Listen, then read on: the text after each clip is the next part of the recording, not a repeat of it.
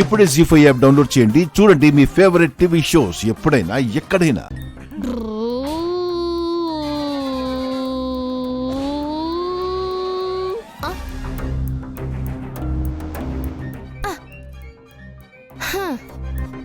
ఏయ్, ఎందుకు channel మార్చావు? Remote ఇవ్వు. ఇవ్వను.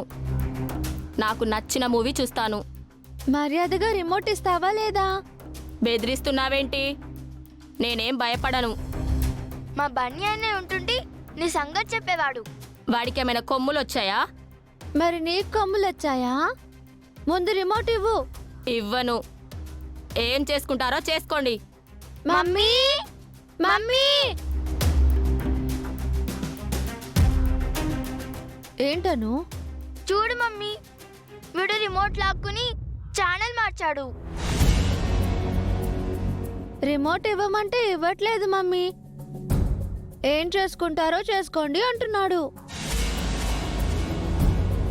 బన్నీ అన్నకి కొమ్ములొచ్చాయని తిడుతున్నాడు.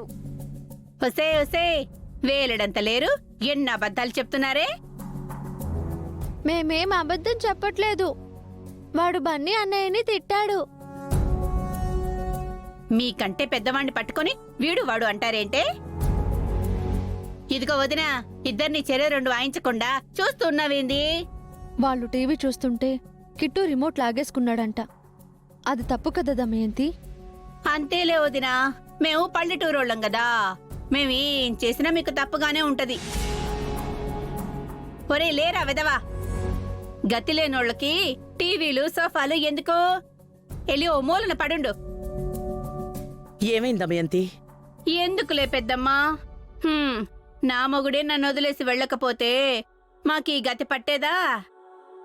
అభిమానం చంపుకొని వచ్చాం కదా, అందుకే అవమానిస్తున్నారు.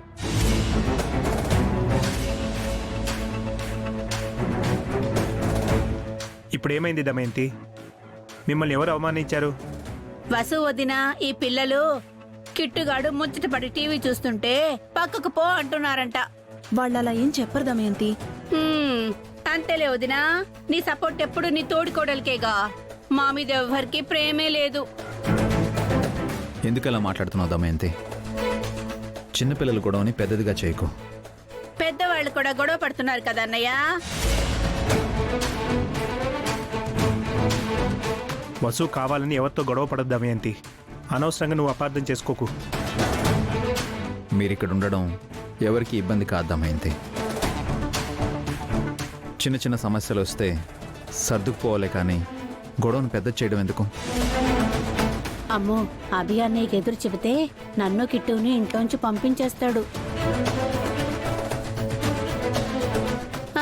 సరేలే అన్నయ్య, సర్దుకుపోకేం చేస్తాం, తప్పదు కదా.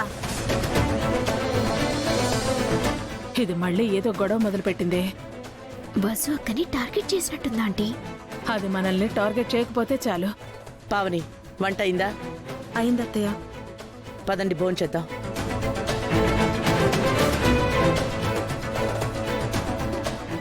జీ5 యాప్ డౌన్లోడ్ చేసి అన్ని ఎపిసోడ్స్ పూర్తి ఉచితంగా చూడండి.